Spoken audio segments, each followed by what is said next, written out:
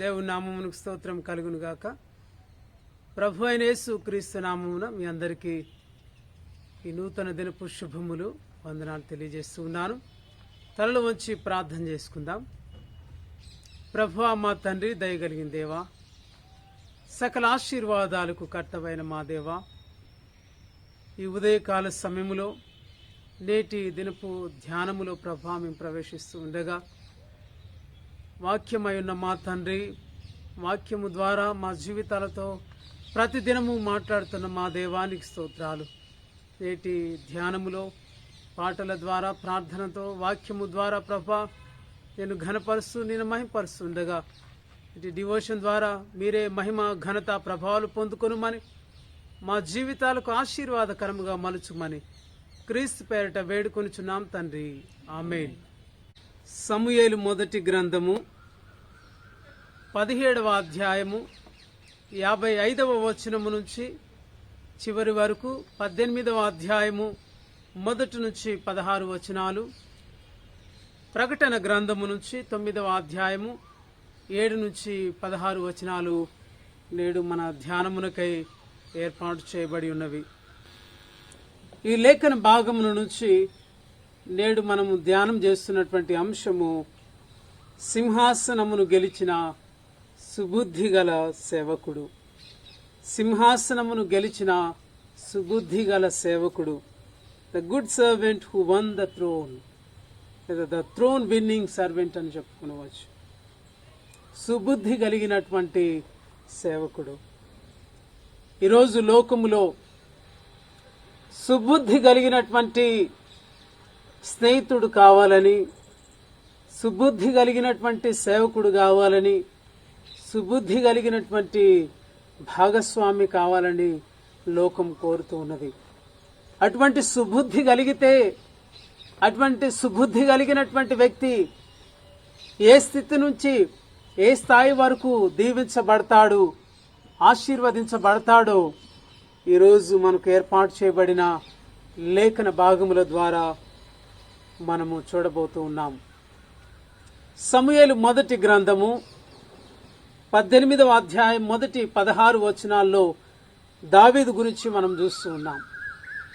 దానికి నేపథ్య భాగం మనం చూసినట్లయితే దావీదు జీవితం ఏ విధంగా అంచెలంచెలుగా ఆశీర్వదించబడదో మనం చూస్తూ ఉన్నాం. సుబుద్ధి కలిగినటువంటి దావీదు, గొర్రెల కాపరిగా ఉన్నటువంటి దావీదును సమూయేలు ప్రవక్త సౌలుకు ప్రతిగా ఇశ్రాయేలీయులకు దావీదును రాజుగా అభిషేకించినట్లు చూస్తూ ఉన్నాం. ఆ భాగాన్ని సమూయేలు మొదటి గ్రంథము 16వ అధ్యాయము 12వ వచనములో మనం చూస్తూ ఉన్నాం. అతడు ఎటువంటి స్థితిలో ఉన్నాడంటే, అతడు ఎర్రని వాడును, చక్కని నేత్రములు గలవాడును, చూచుటకు సుందరమైన వాడునై ఉన్నట్లు మనం చూస్తూ ఉన్నాం. ఇటువంటి గుణములు కలిగినటువంటి వాడి కంటే ఇంకా ముందు దాని తర్వాత మాట చెప్పబడుతుంది, దేవుడు కోరుకున్నది ఇతడే. ఎన్ని రకాల గుణగుణాలు మంచి ఉన్నప్పటికీ ఈయనకు దావీదుకున్నటువంటి మంచి లక్షణం, ఇతడు దేవుడు కోరుకున్న వ్యక్తిగా ఉంటున్నాడు. అందుకే తైలపు కొమ్ముతో సమూయేలు దావీదును అభిషేకించిన తర్వాత యెహోవా ఆత్మ దావీదు మీదకి బలంగా వచ్చినట్టు చూస్తూ ఉన్నాం. ప్రవక్త చేత అభిషేకించబడ్డాడు రాజుగా. అయినను తనకున్నటువంటి మంచి బుద్ధి, సుబుద్ధి కలిగినటువంటి వ్యక్తి, తగ్గింపు కలిగినటువంటి జీవితము, గర్వము లేకుండా, అహంకారము లేకుండా తను తాను తగ్గించుకొని దేవుని సన్నిధానములో ఏ విధంగా ఉన్నాడో మనం చూస్తూ ఉన్నాం. గొర్రెల కాపరిగా ఉన్నటువంటి దావీదును సమూయేలు ప్రవక్త రాజుగా అభిషేకిస్తున్నట్లు మనం చూస్తూ ఉన్నాం. ఆ తర్వాత భాగములో దావీదుకున్నటువంటి గుణాలు 6 విషయాలు, ఆయనకున్నటువంటి తలాంతులను తెలియజేస్తుంది. 16వ అధ్యాయం సమూయేలు మొదటి గ్రంథం 16వ అధ్యాయం 18వ వచనములో దావీదు చమత్కారంగా సితార వాయింపగలడు. అతడు బహుశూరుడును యుద్ధశాలియు మాట నేర్పరియు రూపసియునై ఉన్నాడు, యెహోవా వానికి తోడై ఉన్నాడు. వాస్తవంగా ఒక విషయంలో మనము తలాంతు కలిగి ఉంటే ఎంతో అతిశయిస్తాము. దావీదు విషయానికి వస్తే అతడు సితారా వాయించటంలో నైపుణ్యం కలిగినటువంటి వాడు. వాయిద్యం వాయించటంలో నైపుణ్యత మాత్రమే కాదు గాని బహుశూరుడు, యుద్ధశాలి, మాట నేర్పరి, రూపసి, దేవుని ఆత్మ బలంగా ఆయనతో ఉండగా అయినను అతిశయము లేనటువంటి వ్యక్తి దావీదు. తన జీవిత ప్రారంభం ఎలా మొదలైందని మనం చూస్తే ఇదే అధ్యాయం 21వ వచనంలో చూస్తే, దావీదు సౌలు ఎదుట నిలబడగా అతని యందు సౌలునకు బహు ఇష్టము పుట్టెను.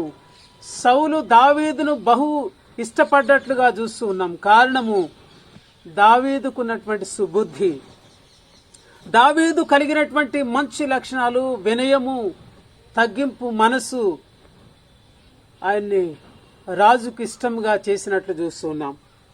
దావీదు తన జీవితాన్ని ఎలా ప్రారంభించాడు అని మనం చూస్తే ఇప్పుడు చదివినటువంటి వచనంలో సౌలు ఆయుధాలు మోయువాడుగా తన జీవితాన్ని ప్రారంభించాడు. గొర్రెల కాపరిగా ఉన్న దావీదు 2వ అడుగులో సౌలుకు యుద్ధ ఆయుధాలు మోసేవాడుగా ఉంటూ ఉన్నాడు. ఆ తర్వాత క్రమంలో మనం చూసినట్లయితే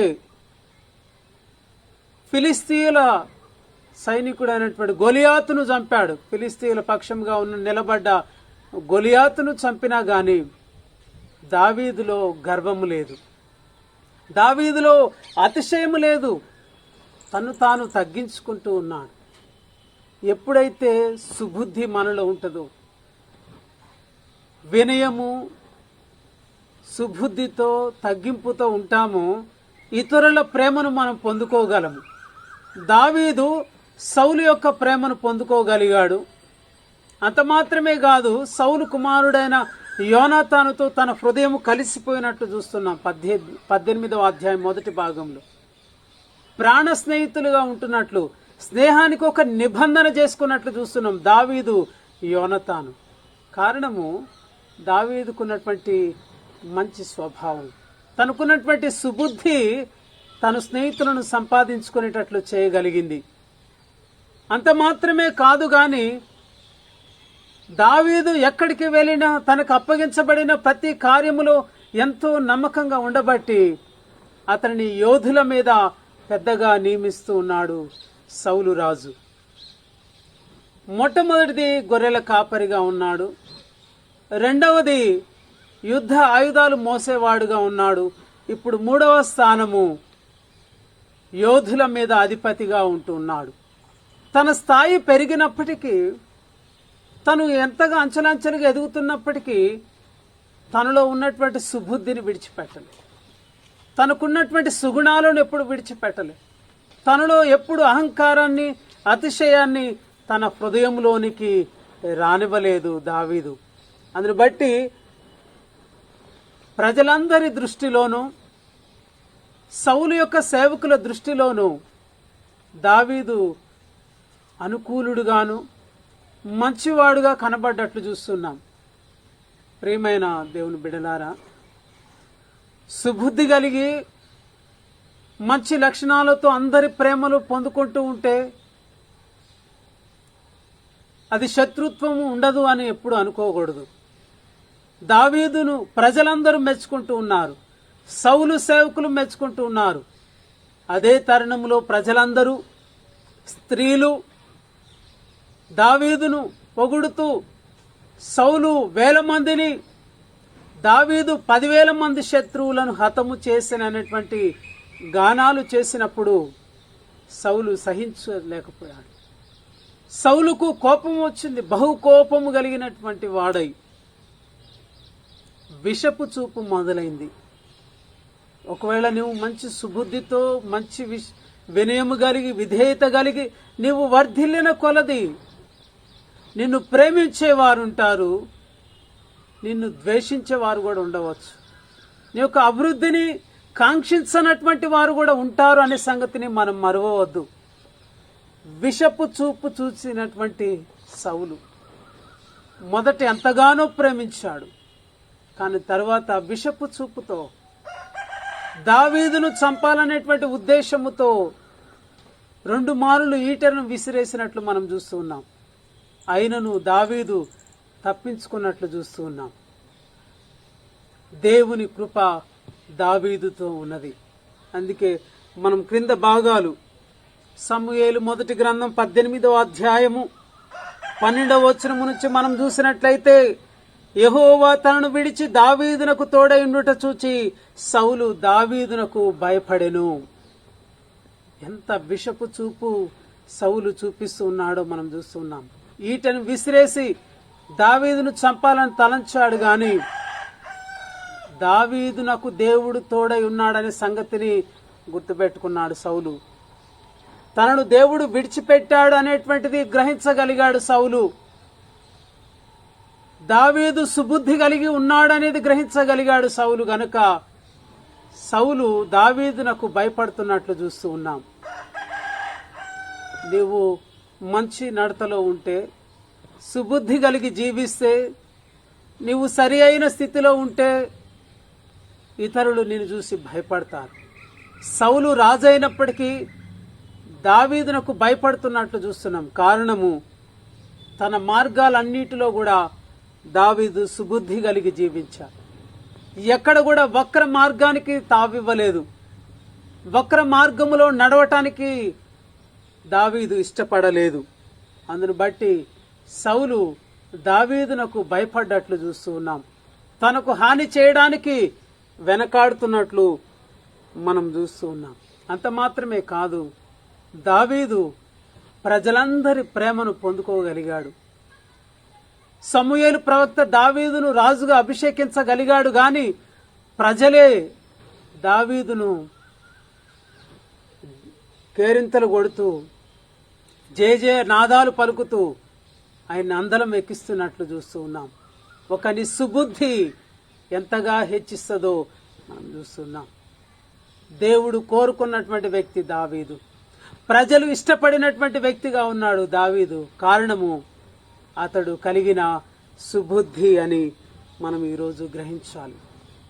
సౌలు తనలో ఉన్నటువంటి విషపు చూపు, తనలో ఉన్నటువంటి కోపము దావీదును చంపడానికి తన కుమార్తెనివ్వాలని అనుకున్నాడు. ఆయన ఇక్కడ కూడా మనం చూస్తే దావీదు అంటూ ఉన్నాడు, తన మనసులో కల్మషము లేదు, తన హృదయంలో ఎటువంటి చెడుకు తావివ్వలేదు. గనక దావీదు అనే మాట, సౌలునకు అల్లుడనగుటకు నేనెంతటి వాడను, నా స్థితి అయినను ఇశ్రాయేలీలలో నా తండ్రి కుటుంబమైనను ఏ పాటిది అని సౌలుతో అంటూ ఉన్నాడు. తన్ను తాను తగ్గించుకుంటూ ఉన్నాడు దావీదు. చాలాసార్లు మన స్థితిని మర్చిపోయి మనం హెచ్చించుకుంటాం. దావీదులో ఉన్నటువంటి సుగుణం తను తాను తగ్గించుకొని దేవుణ్ణి హెచ్చించేవాడు. తనకున్న వాటిని చూసి అతిశయించి గర్వించేటువంటి వాడు కాదు దావీదు. అందుకే ఆ మాట అనగలుగుతున్నాడు, నేను ఏ పాటి వాడిని, ఎంతటి వాడని అని తగ్గించుకోగలుగుతున్నాడు. ఇంత మాత్రమే కాదు, గాని దావీదు దేవుని సన్నిధానానికి వచ్చినప్పుడు అన్న మాట కూడా ఇదే. సమూయేలు 2వ గ్రంథం 7వ అధ్యాయం 18వ వచనంలో కూడా, నా ప్రభువా యెహోవా, ఇంతగా నీవు నన్ను హెచ్చించుటకు నేనెంతటి వాడను, నా కుటుంబము ఏ పాటిది. దేవుడు దీవించాలి, దేవుడు హెచ్చించాలి, దేవుడు మన ఉన్నత స్థితికి తీసుకురావాలంటే వంకర మార్గాలు మనం అన్వేషించాల్సిన అవసరం లేదు. దావీదు సక్రమమైన మార్గములో వెళ్ళాడు. ఎవరు తన మీద విషపు చూపు చూసినా, ఎవరు తనను ఇబ్బందులు పెట్టాలని చూసినా గాని తన సుబుద్ధిని విడిచిపెట్టలేదు. అందుకే సౌలు దావీదును తన యొద్ద నుండి దూరంగా పంపించడానికి సహస్రాధిపతిగా చేసినట్లు చూస్తూ ఉన్నాం. చూడండి ఏ విధంగా అంచెలంచెలుగా దావీదు ఎదుగుతూ ఉన్నాడు. గొర్రెల కాపరి మొదటి స్థాయి, రెండవది యుద్ధ ఆయుధాలు మోసే స్థితి, మూడవది యోధుల మీద అధిపతిగా ఉంటున్నాడు, నాలుగవది సహస్రాధిపతిగా ఎదుగుతున్నాడు. అంచెలంచెలుగా తన జీవితములో ముందుకు వెళుతున్నాడు. నీవు సుబుద్ధి కలిగి ఉంటే, దేవుని పట్ల భయము కలిగి ఉంటే, మనుషులకు నువ్వు మంచి బుద్ధి కలిగి స్వస్థత బుద్ధి కలిగినట్లయితే దావీదు ఏ విధంగా అందలం ఎక్కించబడ్డాడు, ఈరోజు మన ముందు ఒక సాక్షార్థమైన జీవితంగా దావీదుది మన ముందు ఉంచబడుతుంది. అందుకే కీర్తన 112వ కీర్తన 2వ చరణములో రాయబడుతుంది, యథార్థవంతుల వంశపు వారు దీవింపబడుదురు. 9వ చరణములు అంటున్నాడు, వాని నీతి నిత్యము నిలుచును, వాని కొమ్ము ఘనత నొంది హెచ్చింపబడును. యథార్థంగా ఉంటే, స్వస్థ బుద్ధి కలిగి ఉంటే, మంచి బుద్ధి నీవు కలిగి ఉంటే నీవు దీవించబడతావు, నీవు ఘనత నుండి నీవు నిత్యము నిలుస్తావు అని చెప్పబడుతుంది. దాని తదనంతరము భక్తిహీనుల ఆశ భంగమైపోవునని రాయబడుతుంది. యథార్థవంతులు ఆశీర్వదించబడతారు, భక్తిహీనుల ఆశ భంగమైపోతుందని సెలవిస్తున్నాం. కనుక సుబుద్ధి కలిగి యథార్థత కలిగి ప్రభు దృష్టిలో మనముంటే, దావీదు దేవుని దృష్టిలో ఎంచబడినటువంటి వాడుగా మాత్రమే కాకుండా మనుషులు కూడా ఆయన హెచ్చించినట్లుగా చూస్తూ ఉన్నాం. ప్రజలందరి దృష్టికి అనుకూలమైన వాడుగా దావీదు ఎదిగినట్లు చూస్తూ ఉన్నాం. దానికి కారణము దేవుని కృప, దేవుని యొక్క తోడు దావీదుకు ఉండుటను బట్టే. యోబు గ్రంథము 29వ అధ్యాయం 5వ వచనంలో యోబు ఇలాగ అంటున్నాడు, సర్వశక్తుడు ఇంకనూ నాకు తోడై ఉండెను, నా పిల్లలు నా చుట్టూ నుండిరి, నేను పెట్టిన అడుగెల్లా నేతిలో పడెను, బండ నుండి నా నిమిత్తము నూనె ప్రవాహముగా పారెను. ఎప్పుడు యోబు దీవించబడ్డాడు అంటే, సర్వశక్తుడు ఇంకనూ నాకు తోడై ఉండెను. ఎప్పుడైతే దేవుడు తోడుగా ఉంటాడో, యోబు అంటున్నాడు, నేను వేసిన ప్రతి అడుగు నేతిలో పడ్డది, నా నిమిత్తం బండ నుండి నూనె ప్రవాహముగా పారెను. నిజమే, దేవుడు దావీదుతో ఉన్నాడు, దేవుని ఆత్మ దావీదు మీద బలంగా ఉన్నది గనుక దావీదు వేసిన ప్రతి అడుగును దేవుడు దీవించాడు. దావీదును అంచెలంచెలుగా దేవుడు దీవించుకుంటూ ఆశీర్వదించుకుంటూ వస్తున్నట్లు ఈ లేఖన భాగాన్ని మనం చూస్తూ ఉన్నాం. అందుకే దావీదు ఒక మాట అంటున్నాడు, సమూయేలు 2వ గ్రంథం 7:29లో, నీ ఆశీర్వాదము నుండి నా కుటుంబము నిత్యము ఆశీర్వదింపబడును గాక. ఎవరి ఆశీర్వాదం అండి? ఎవరైతే దేవుని ఆశీర్వాదాన్ని పొందుకుంటారో వారి కుటుంబము నిత్యము ఆశీర్వదించబడుతుంది అని దావీదు అంటూ ఉన్నాడు. అందుకే దావీదును గురించి అపోస్తుల కార్యములు అంటున్నాడు, ఇదిగో దావీదు నా ఇష్టానుసారుడైన మనుషుడు, అతడు నా ఉద్దేశములన్నీ నెరవేర్చునని చెప్పి అతని గూర్చి సాక్ష్యం ఇచ్చాను అని అపోస్తుల కార్యముల గ్రంథము 13:22లో చెప్పబడుతుంది. దేవునికి ఇష్టానుసారుడైన మనుషుడుగా ఉన్నాడు దావీదు. ప్రియమైన దేవుని బిడ్డలారా, ప్రియమైన దేవుని సంఘమా, దావీదు యొక్క సుబుద్ధి ఆయన ఏ విధంగా ఉన్నత స్థితిలోనికి తీసుకుని వెళ్ళిందో, తనకున్నటువంటి దీనత్వము, తనకున్నటువంటి మంచితనము, తనకున్నటువంటి సుగుణాలు ఆయన ఉన్నత స్థితిలోనికి తీసుకుని వెళ్ళాయి అని ఈరోజు చదివినటువంటి మొదటి పాఠ్య భాగములో మనం చూస్తూ ఉన్నాం. అందుకే సింహాసనమును గెలిచినటువంటి సుబుద్ధి గల సేవకుడని మనము ధ్యానం చేస్తూ ఉన్నాం. 2వ పాఠ్య భాగములో మనం చూస్తే ప్రకటన గ్రంథం 9వ అధ్యాయము 7-16 వచనాలు చూస్తే బూరలు ఊదుతున్నటువంటి దూతలను మనం చూస్తున్నాం. ట్రంపెట్స్ గురించి మనం వింటూ ఉన్నాం. 5వ దూత, 6వ దూత వారు బూరలు ఊదుతున్నప్పుడు జరుగుతున్నటువంటి సంఘటనలు మనం జ్ఞాపకం చేసుకుంటూ ఉన్నాం. 9వ అధ్యాయంలో, ప్రకటన గ్రంథం 9వ అధ్యాయంలో మనం చూస్తే భూమి మీదకి 5వ దూత బూర ఊదగా మిడతలు భూమి మీదకి వస్తున్నట్టుగా చూస్తున్నాం. అందుకే దీన్ని హెబ్రీ భాషలో అంటున్నాడు అబద్దోనని, గ్రీకులో అంటున్నాడు అపోల్లోయోను, అనగా నాశనము చేయవాడు వస్తున్నాడు, మనుషులను బాధించటానికి వస్తూ ఉన్నాడు. మిడతలు భూమి మీదకి దండు వచ్చినట్లుగా వస్తూ ఉన్నట్లుగా ప్రకటన గ్రంథములో సెలవిస్తున్నాం. ఈ మిడతల గురించి 7వ వచనములో 9వ అధ్యాయం 7వ వచనములో ఈ విధంగా రాయబడుతుంది. మిడతల రూపము యుద్ధమునకు సిద్ధపడ్డ గుర్రములను పోలి ఉన్నట్లు, దాని యొక్క పండ్లు సింహపు కోరల వలె, వాటి తోకలు తేళ్ల వంటి తోకల వలె, వాటి రూపము మనుషుని ముఖము వంటి ముఖాలు కలిగి, గుర్రాల వారి పరిగెత్తటానికి సింహం వంటి కోరలు కలిగి, తేళ్ల వంటి తోకలు కలిగి మనుషులను బాధించటానికి ఈ మిడతలు వస్తున్నట్టుగా చూస్తున్నాం. ఈ మధ్య కాలంలో మన దేశం వైపు, మన రాష్ట్రాల వైపు మిడతల దండు వస్తుందని చెప్తూ ఉన్నారు. అలాంటి కొన్ని ప్రాంతాలకు వచ్చింది. జనాలు భయభ్రాంతులకు గురయ్యారు. ఎందుకనగా ఈ మిడతలు పంటను నాశనం చేస్తాయని, ఈ మిడతలు పంటను తినివేసి తీవ్రని నష్టాన్ని కలగజేస్తాయని భయపడ్డారు. మరి ప్రకటన గ్రంథం సెలవిస్తుంది, ఇగో మిడతలు రాబోతున్నాయి, అందుకే నాశనము చేయవాడు రాబోతున్నాడు, మనుషులను 5 నెలలు బాధించటానికి 5వ బూర ఊదబడుతున్నట్లు చూస్తున్నాం. రెండవది 6వ బూర ఊదబడుతుంది. 6వ దూత బూర ఊదగానే బంధింపబడినటువంటి 4 దూతలు బయటకు వస్తున్నారు. మనుషుల్లో 3వ భాగాన్ని నాశనం చేయటానికి, మనుషులలో 3వ భాగాన్ని సంహరించటానికి ఆ 4 బంధింపబడినటువంటి దూతలు విడుదల చేయబడ్డట్లు చూస్తున్నాం. వారు అగ్ని, ధూమ, గంధకములతో మనుషులను చంపడానికి బయలుదేరుతూ ఉన్నారు. మనుషులను నాశనము చేయడానికి ఇవి బయలుదేరినట్లు చూస్తున్నాం. ఇవి నాశనానికి నడిపిస్తున్నాయి. ప్రియమైన దేవుని బిడ్డలారా, 5వ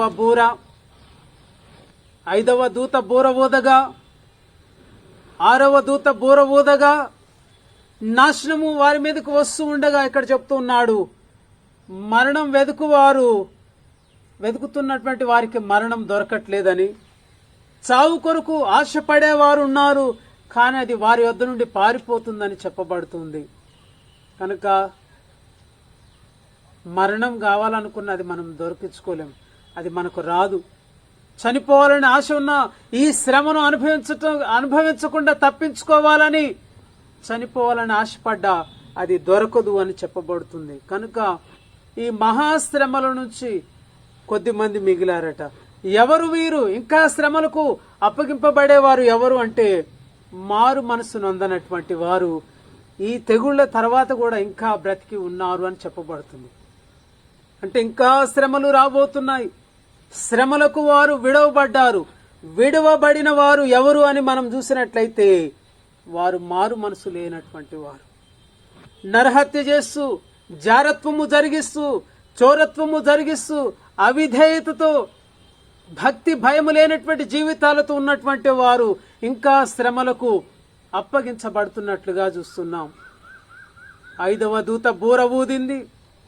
5 నెలలు మనుషులు శ్రమలకు అప్పగించబడ్డారు మిడతల చేత. 6వ దూత బూర ఊదగా బంధింపబడిన 4 దూతలు వచ్చి మనుషుల్లో 3వ భాగాన్ని సంహరిస్తూ ఉండగా ఇంకా కొద్దిమంది విడవబడుతున్నారు. వారికి సమయం ఇవ్వబడుతుంది.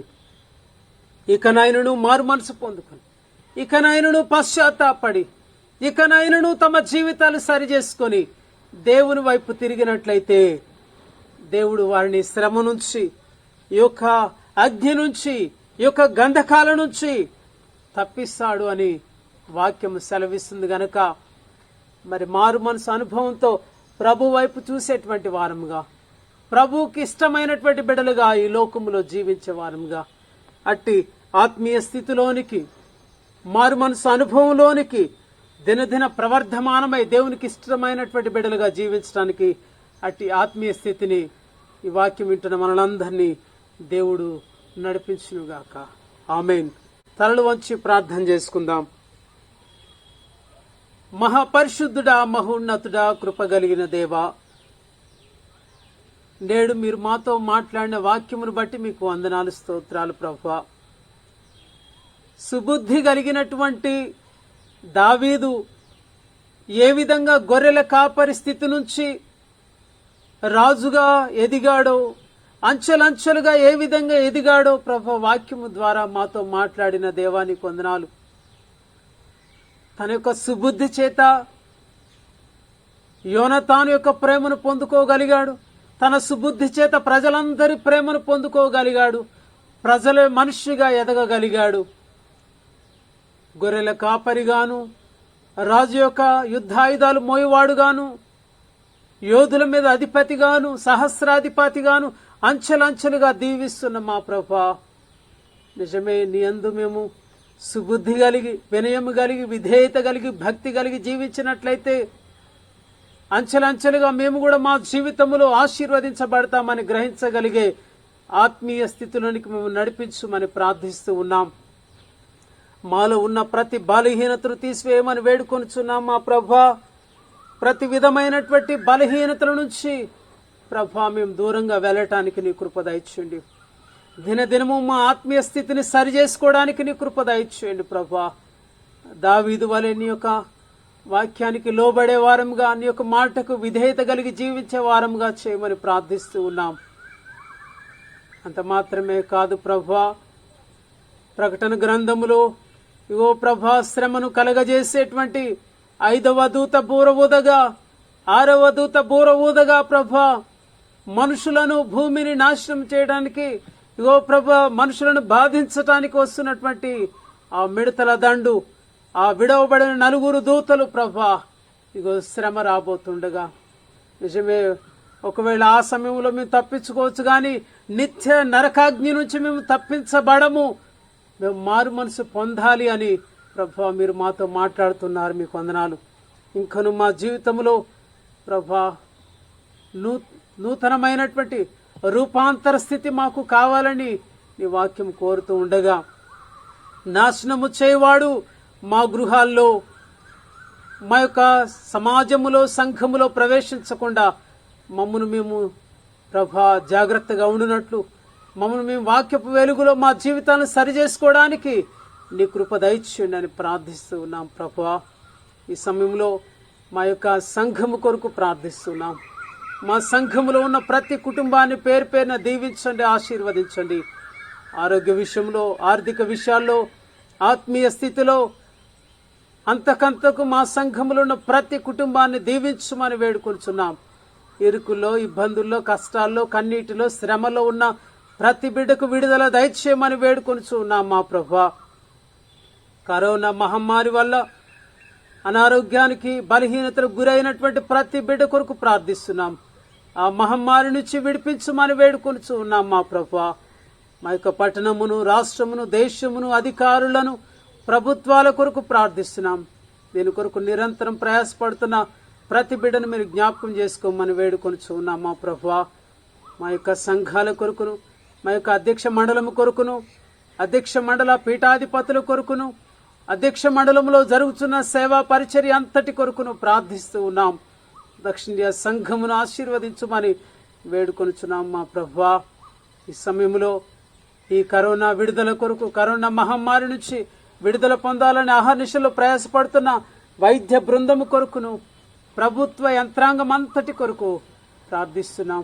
వారి పరిచర్యలను దీవించుమని ప్రభా. త్వరలో మేమంతా నాయన నీ సన్నిధానంలో కలుసుకొని మా యొక్క యథావిధిగా జీవించే దైనందిన జీవితంలో మేము ప్రవేశించినట్లు నీ కృప దయచేయమని ప్రభా. ఇట్టి దైవ ధ్యానములో వాళ్ళు ఏకీభవిస్తున్న ప్రతి బిడ్డను, ప్రతి కుటుంబమును పేరు పేరున దీవించి ఆశీర్వదించుమని క్రీస్తు పేరిట ప్రార్థించి వేడుకొంచున్నాం తండ్రి, ఆమేన్. మన ప్రభు అయిన యేసు క్రీస్తు కృప, తండ్రి అయిన దేవుని ప్రేమ, పరిశుద్ధాత్మ సహవాసము, సకల దీవెనలు, ఆశీర్వాదాలు మీ అందరికీ తోడైండును గాక, ఆమేన్. దేవుని నామమును మహిమపరుస్తూ అందరం కలిసి 8వ కీర్తన సర్వశక్తిని స్తోత్ర గానము సల్పరే జగమెల్లను అనే కీర్తన పాడుదాము. 8వ కీర్తన పాడుదాము. సర్వశక్తుని స్తోత్రగానము సల్పరే జగమెల్లను నిర్వహించును దాసభారము నిత్యమెదరాజిల్లను సర్వశక్తుని స్తోత్రగానము సల్పరే జగమెల్లను ముదముతో నిర్మాణ కుండగు మూలకర్తను బాడరే వదనమీక్ష్వాన్ మంచి దేవుని వందనముతో వేడరే సర్వశక్తుని స్తోత్రగానము సల్పరే జగమెల్లను వేద పారాయణము సేయుచు విశ్వమంత జయింపరే సాదరముగా దేవునికమి స్వాంతమున పూజింపరే సర్వశక్తుని స్తోత్రగానము సల్పరే జగమెల్లను ఎదను విశ్రాంతింపరేషుని వేచుగాలుతి చేయరే సదమలంబగు భక్తితో మీ సర్వమాయన కీయరే సర్వశక్తుని స్తోత్రగానము సల్పరే జగమెల్లను చావు పుట్టుకలేని వాడుగా సంతతము జీవించును జీవులిచ్చుచు దన్ను వేడు మహేశులను రక్షించును సర్వశక్తుని స్తోత్రగానము సల్పరే జగమెల్లను దాసులై దేవునికి నెదలో దర్పమును భోగాల్పరే యేసుక్రీస్తుని పుణ్య వస్త్రమునే మరకమైదాల్పరే సర్వశక్తుని స్తోత్రగానము సల్పరే జగమెల్లను